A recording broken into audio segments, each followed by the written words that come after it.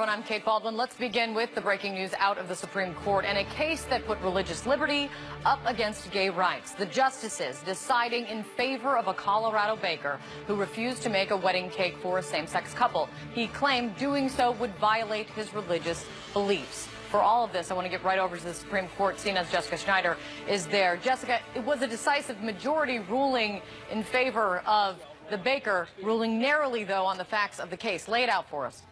Yeah, that's right. It was a 7-2 ruling, Poppy, in favor of the baker.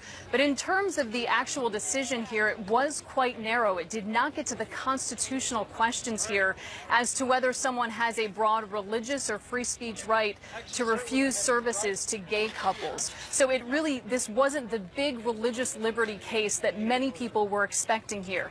This majority opinion, it was written by Justice Kennedy. Of course, he has been considered a champion of gay rights because he was the one who also wrote the opinion in Obergefell. That was the 2015 case that granted same-sex couples the right to marry. But what did happen in this case, some people might say, wait, I thought Justice Kennedy was a big proponent of gay couples, was the champion of gay marriage, and now he's ruling for the baker in this case.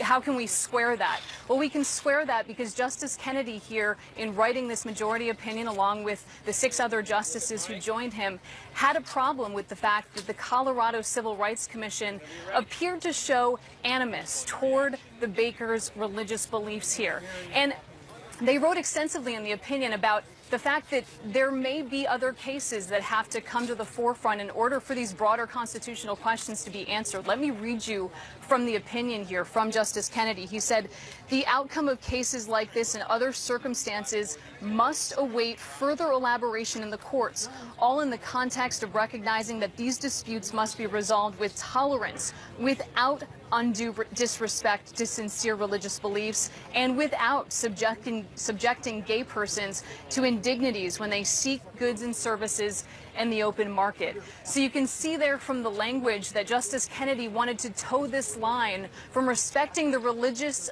beliefs of this baker in particular, but also maintaining the dignities of these same-sex couples. So a narrow ruling here, Kate, a 7-2 decision. 7-2, Justice Clarence Thomas, though a conservative, he joined in the decision but dissented in the reasoning here. So not quite the big religious liberty case that many had expected, but still a narrow ruling for this baker, saying that he does not have to make this cake for the same-sex couple. Kate? Jessica, thank you so much. So let's talk much more about this. CNN legal analyst Joan Biskupic is here. CNN senior political analyst Mark Preston and CNN legal analyst Paul Callan. Joan, give me your take on what we just learned from the court. Sure. I was in the courtroom, and when Justice Kennedy came in, you know, he was holding 2 sets of papers. He had given an earlier decision, and then at the climax of the morning was when he announced this. And it seemed, this entire opinion seemed to be designed to sort of lower the temperature on this issue at this point. A couple things I'd say to add to Jessica's report. Justices Kagan and Breyer, 2 from the liberal side, join in kind of as a sign that, okay, we're not trying to do too much here. But I would say that the 2 dissenters, Justices Ruth Bader Ginsburg and Sonia Sotomayor, said, look, even though the commissioners might have made some disparaging comments about religion, this was assessed by other entities, by courts, and there was no need to say that the context here affected the case, that these 2 individuals did face discrimination, and it should be read as that. So they were the only 2 that broke off. But as I say, Justice Kennedy, I think he wanted to caution everyone in the courtroom and probably anyone reading this opinion that this is a very small step in the case of these particular men. Now, again, Justices Ginsburg and Sotomayor said otherwise, but I think it really opens the door to what would come next from the next case. I would just add one other thing. Justice Kennedy noted that in 2012, when this had happened, Colorado was not allowing gay marriage.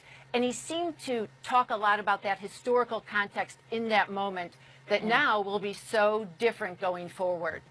And that's fascinating and important because, Paul, I'm left to wonder here, this baker wins this case.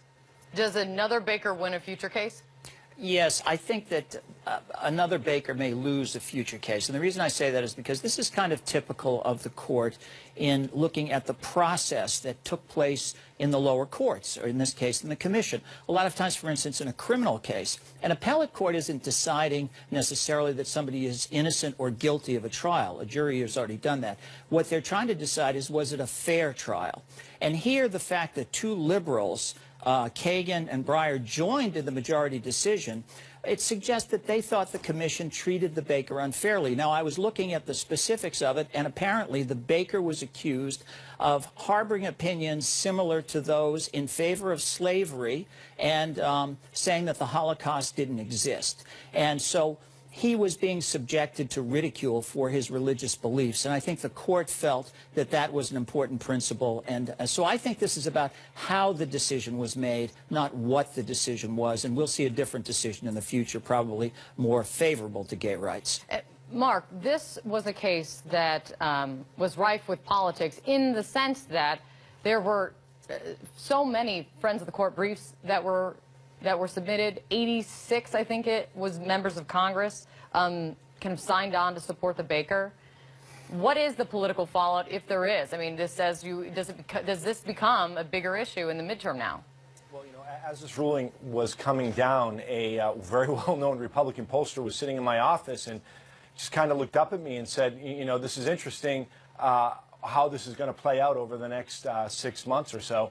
And I said, well, explain. He said, well, if this is going to be framed by Republicans as an effort for freedom, for religious freedom, then that is going to help us with our base.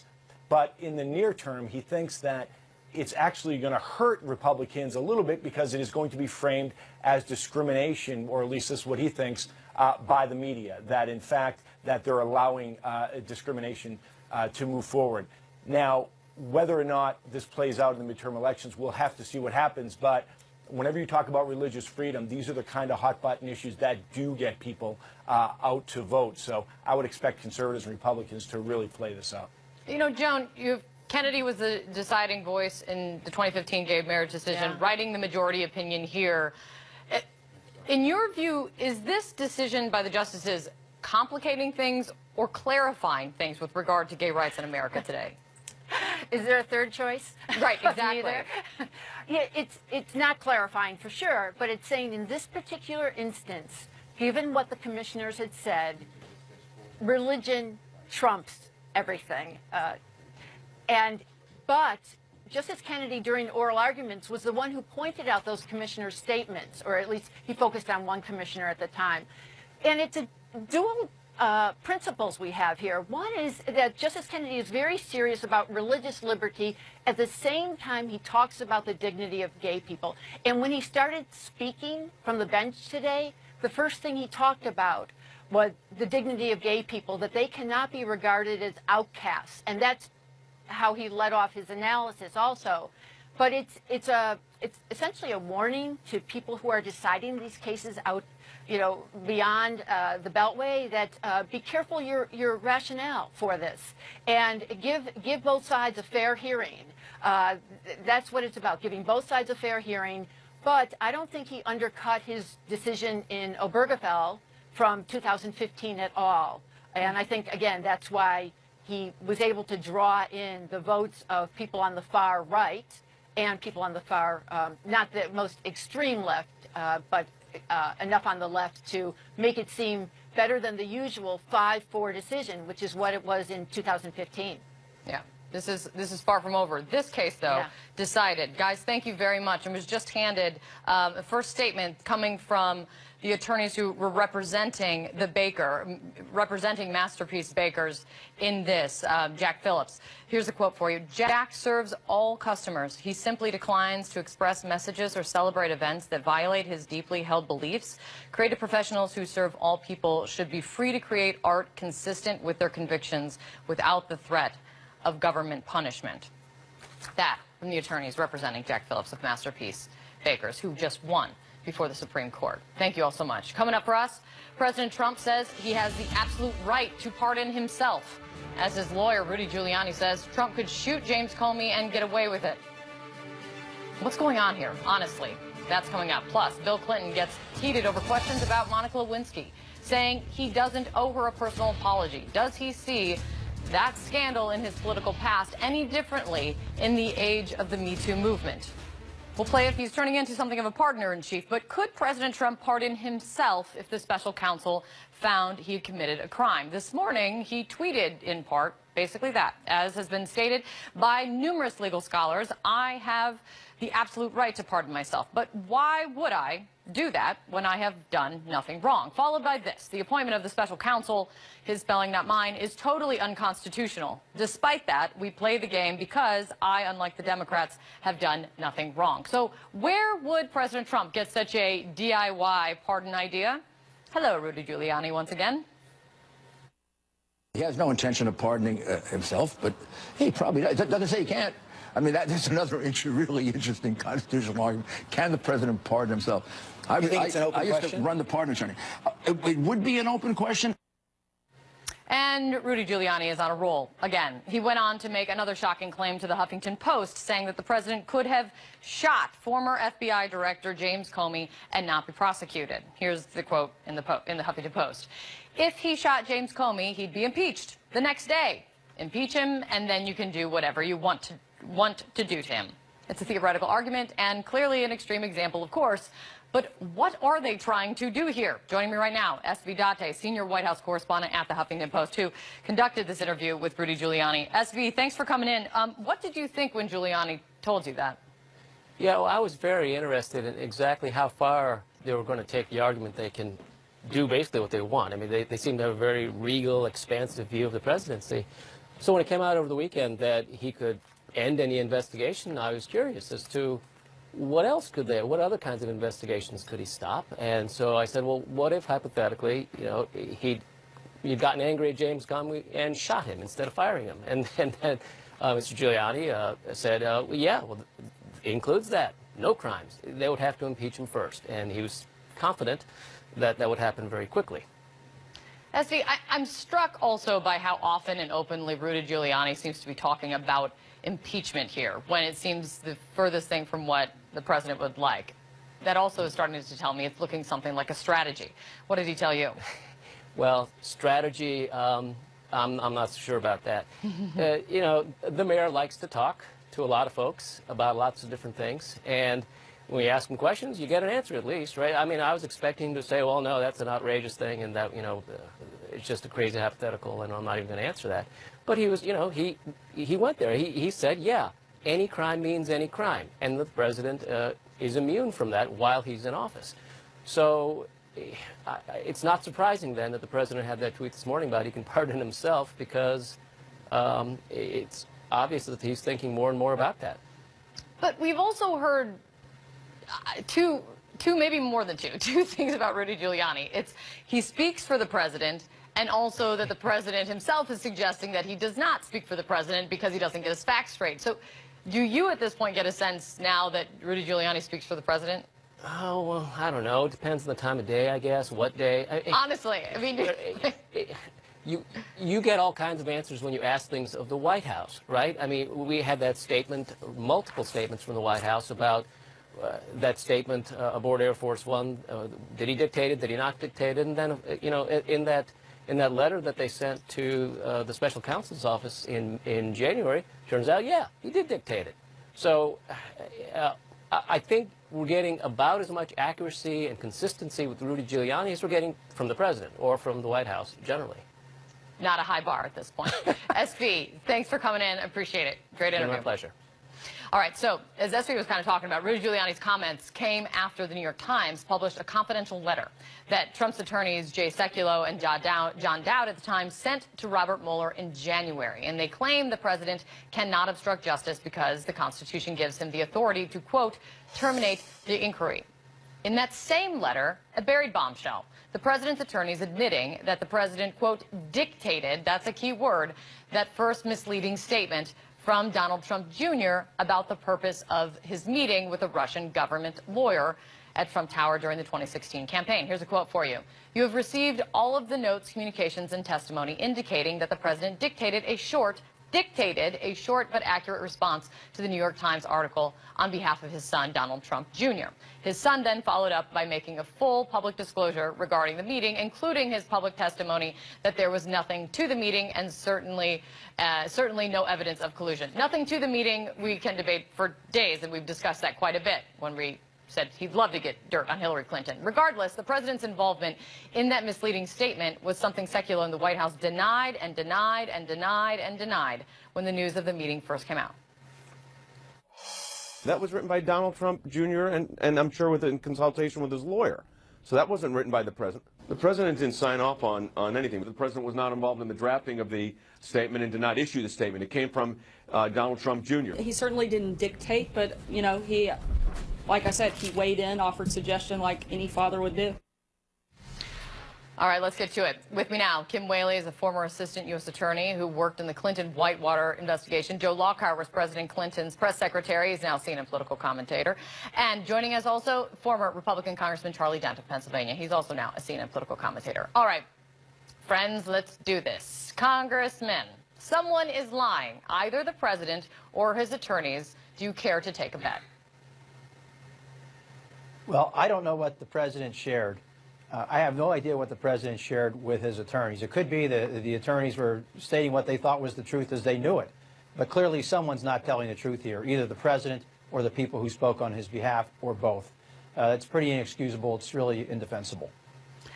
But, Joe, look, lying to the media, lying to the American public is not a crime. But this is so blatant on the dictate the statement, not dictate the statement. He did not dictate the statement. Oh, absolutely, he did dictate the statement. I don't think it could. You can find another example, but this is today's outrage du jour. If you were in your old job, what would you do with this today? Well, if I was in my old job, I probably would have left several months ago. So I'd be here talking to you about how the president doesn't know how to tell the truth. The difference is the timing here. When he told Jay Sekulow and Sarah Sanders before January, I didn't do it, he knew Mueller hadn't spoken to the people who were in the room. Now they've written this letter because he knows the people have gone in and under oath told Mueller what really happened. So I think it's another example about Trump's lack of any sort of concept of how important the truth is, and the fact that he'll put anybody out to say anything to protect him, and everybody's just sort of cattle to him. It's all about protecting him. And Kim, why would they ever admit this to the special counsel? Is it they had to? What do you think? No, I mean, that entire letter is unnecessary. I mean, there are two issues here. One is people are talking about whether it's truthful or not. Of course, lying to the press is not illegal, but it gets to why the president's lawyers don't want him to sit down and actually testify under oath, because he's extremely vulnerable to criminal liability for perjury. The second question has to do with obstruction of justice, and the letter goes into that in great detail. That is, did the president make decisions with a corrupt intent to flout the criminal justice system to the extent to which it is engaged in a legitimate probe of Russian interference with our election? And that really gets to state of mind, and the evidence, including this little fact, is mounting that the president certainly had that intent. Now, then we get into bigger constitutional questions as to whether he can be indicted. If he's indicted, prosecuted, and convicted by a jury, then could he be pardoned? And I think the president is making a case, a very complicated, I think, obfuscating one for the American public, that he can pretty much do what he wants. And I think it's actually a good thing that that's now being put out in the open, because it's so outrageous as a matter of democratic theory. We all need to pay attention to it. But, Congressman, I also don't even want to go down the rabbit hole of can he or can't he pardon himself, or is the special counsel constitutional or unconstitutional, because I think the question is really, why is the president doing this? Well, call me old-fashioned, but I do not believe that presidential authority is absolute.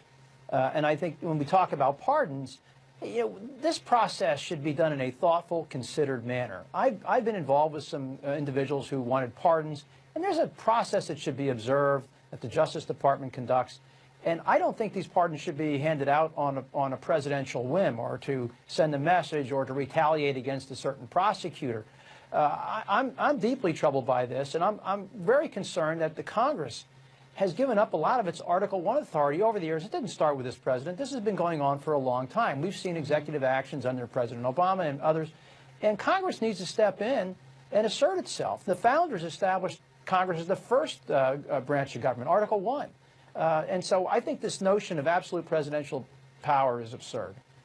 Guys, stick around. If you can believe it, I'm not going to let you leave because there's a whole lot more to discuss. And it doesn't even have to do with President Trump at this moment. Coming up, Bill Clinton gets testy when faced with questions about the Me Too movement and Monica Lewinsky, saying he doesn't owe Lewinsky a personal... Mo Prime Time, starting tonight at 9 Eastern on CNN.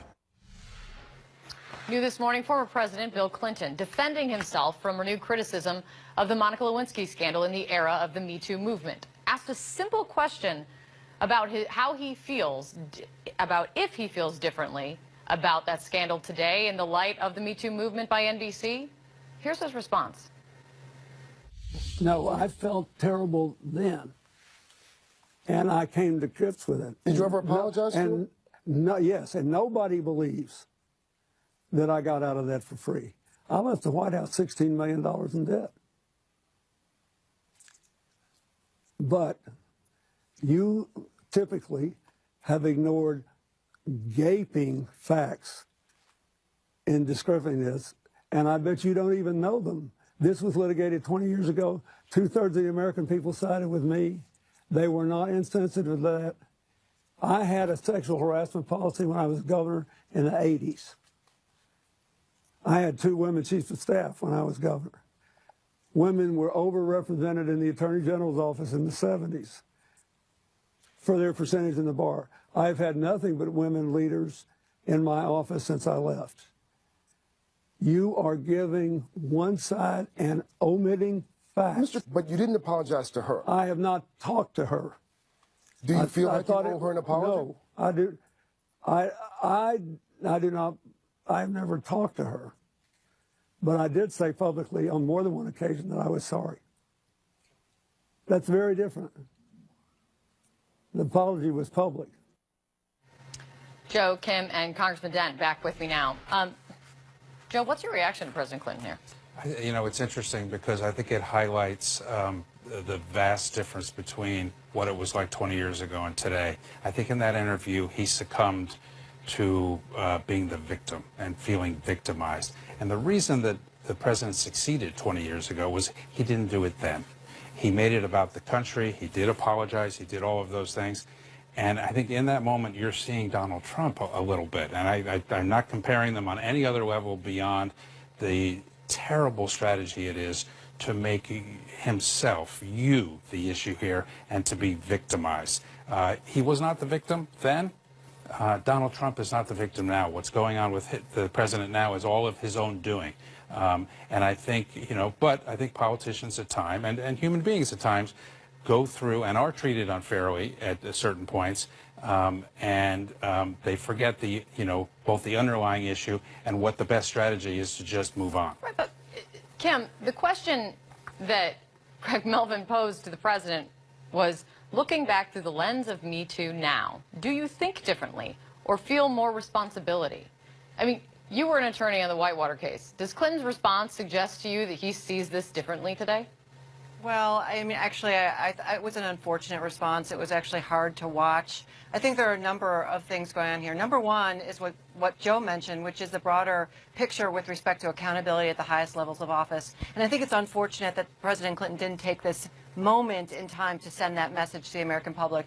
Number two has to do with whether there was any criminal wrongdoing. And people ask me all the time, they make comparisons between President Trump and the Clintons. And I said, you know, listen, I was there. I can tell you, they were smart, really good prosecutors. If there was a crime for which there was a reason to prosecute, those people would have been prosecuted. There just wasn't anything there. And so the Clintons were vindicated. But the third piece really has to do with Monica Lewinsky. And, you know, she was hurt. And this was trauma for her and trauma for her family. And it was an abusive office on the facts. And that's really unfortunate that at this point in time, that aspect of it can't be put to rest, because the public reports are that she's really struggled, understandably. I mean, she was a young woman. And I do think what happened in the White House is not inconsistent with what we're seeing people being held accountable for. And it's unfortunate, again, the president didn't take this moment to take responsibility for that part, for the harm and the hurt that was caused to a woman that has had to live with it every day of her life. And Congressman, I also am left wondering, how is Bill Clinton, who is now kicking off a book tour, that was the point of the interview, not prepared to answer this? Who knows why he's not prepared, but I'll tell you what, as a former chairman of the House Ethics Committee, I can tell you that had a male member of the House of Representatives done what Bill Clinton did in his office with an intern and it had been publicly discovered, that member would be out of office by the end of the day. And it would go something like this. You would be summoned to the Speaker's office and you'd have a conversation. And there would be a letter placed in front of you that you're expected to sign. That would be your resignation letter. That's how it works. And this is even before the Me Too movement. True. I've been through this. Oh, I can assure you of that. Oh, Joe, please. I've seen members resign this year. Franken, me, and I got a whole list. Murphy, and Congressman, things are changing. But if you go back over time, you have more cases of the taxpayers paying for the defense of members of Congress who have sexually harassed members. So the idea that if a member of Congress over the last 20 years. I didn't say sexual harassment, Joe. I didn't say sexual. Yeah. Look, I said what Bill Clinton did in the office with an intern, which we know. I can't say it on television. We know what it was. But had a member of Congress done that in his office with an intern, I guarantee you that they would be forced from office almost immediately. And history shows just the opposite. But I will say this: I don't understand. Not in recent years.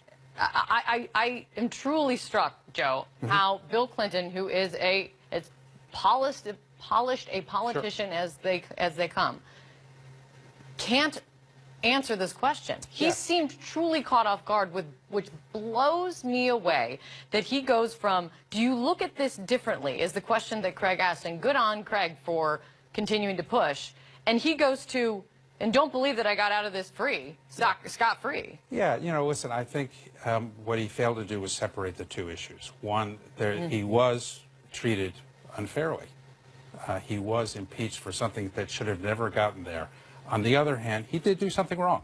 And he has publicly acknowledged that, and he has publicly apologized. I was standing right there next to him multiple times when he did it. But he didn't separate those two things, and I think it goes to, it wasn't his best answer. But, Joe, if we're in the present and looking forward, is this everything that you need to see, that Democratic members of Congress need to see to answer yes or no if they want Bill Clinton campaigning for them right now? They'll make the era of the Me Too movement? They'll make their own decisions on that. I think he's been an asset to the Democratic Party over the last 30 years. I think that's, you know, I don't think anyone would dispute that. But going forward, I think if he did another interview tomorrow, you need to separate those two things, and then I think he's got an answer to it. Joe, thanks so much. Congressman, thank you. Kim, great to see you. Thank you so much. Coming up, new trouble for EPA Administrator Scott Pruitt. Yes, new trouble. House Democrats say Pruitt used his staff to run personal errands, including trying to buy a used mattress from a Trump International hotel during his controversial apartment search. We're going to learn about it. That's next. More breaking news this morning. Yet another potential ethics problem for EPA Administrator Scott Pruitt. CNN's Renee Marsh has the details. She's joining me now. Renee, what does this have to do with a mattress from the Trump hotel? Yeah, so some interesting details coming from Democrats with the House Oversight Committee. They interviewed a top EPA aide recently, and now they are releasing new details from that interview with that aide. They say that walking away from that interview, it became apparent that Scott Pruitt has been using his personal staff there at EPA to run personal errands for him, from house hunting to even getting a good price on a used mattress from the Trump International Hotel, a plush Euro pillow top mattress to be exact. Again, this is all coming from an interview that House Oversight Committee members had with one of Pruitt's top staffers. This staffer, her name is Millen Hupp. She also describes herself as a personal friend of Pruitt. She also said that she, during her work time and work hours, did house hunting trips for him. According to her interview, she searched for several rental properties for Pruitt and his wife for several hours a week over the course of several months, touring more than 10 of those properties during work hours. And that is what the potential violation is, according to Democrats. They say it's a violation of the rules for a federal employee to be working in this manner outside of any EPA duties to do something like this for Scott Pruitt. They say that essentially this is an example of federal employees using the public office for private gain. So that is the latest to come out of that interview. And the latest ethics issue to be stacking up against Scott Pruitt right now. Renee, great to see you. Thanks so much. That's right. Coming up for us, a groundbreaking new study says tens of thousands of women with breast cancer.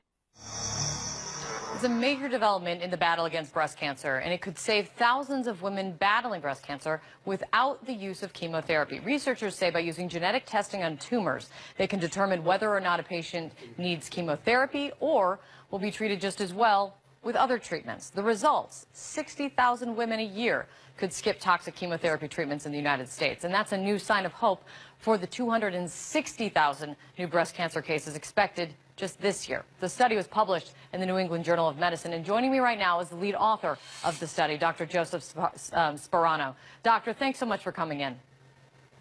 Thank you. Good morning. Good morning. So for every woman walking into their doctor today, receiving a breast cancer diagnosis, what do they need to know? What do they need to ask? Well, chemotherapy is typically recommended to help reduce the risk of recurrence after potentially curative surgery. Up until now, we haven't really had great tests to help us decide who really benefits from chemotherapy and who doesn't. So what we did was a trial to integrate this test into the decision-making process.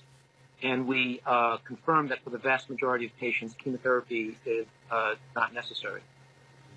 It's pretty amazing, and it almost flies in the face of everything that we've thought until now. If you have cancer, the best course of action, just to be safe, if you will, is to have chemotherapy. I mean, what do you say to a woman who says, well, why not just get chemo just to be safe? Well, that was the recommendation we gave up until yesterday.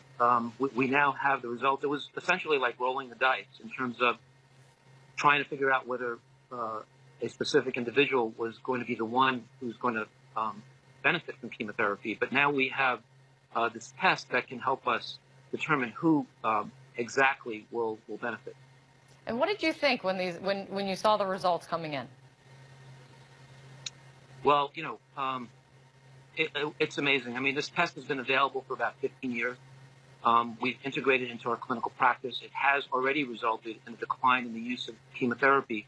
But for about two-thirds of the patients who had it, the test, the result produced a finding that was still in the gray zone, where patients still had a substantial risk of recurrence, but where we weren't quite sure whether chemotherapy would benefit them. And now we have that information, and we know that chemotherapy is not beneficial. It's pretty amazing when I was looking at it, and of course, you know, I am no doctor and don't play it on TV, but when you see the statistics of reoccurrence for women who received chemotherapy and women who received hormone therapy when they're in this kind of gray zone, there was basically no statistical difference in reoccurrence. It was amazing. Yeah, that's absolutely right. I think what's important to emphasize, though, is that all of these women received standard care, standard potentially curative surgery, radiation. They had breast-conserving surgery, and also the endocrine therapy. The critical component is the endocrine therapy because these tumors are estrogen dependent. So these really good results really require that women take their hormone therapy, their endocrine therapy, to prevent a recurrence. This does not mean they don't need any therapy. The endocrine therapy is really a critical component to ensure the good results that you see. And doctor, as I was reading about your study, it had me thinking about the women who took part in the trial and who took part in the study and how they took a risk, right? Not knowing if going without chemo would help them or hurt them. What's your message to them today? Well, thank you. Thank you for all of us. You know, the trial really wouldn't have been possible without them, and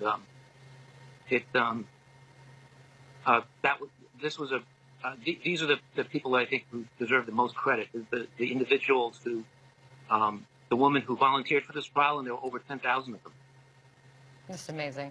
Well, thank you, doctor, for doing the study, putting it out, and now we have clear. It seems like a new day in terms of the battle against breast cancer and what this means for women. Great to see you. Thank you so much. Thank you. Coming up for us, a magnitude 5.5 earthquake in Hawaii, sending ash plumes up to 8,000 feet. While nearly a dozen people have gotten stranded in an area cut off by lava. We're going to go there live, try to get an update. Bring you there.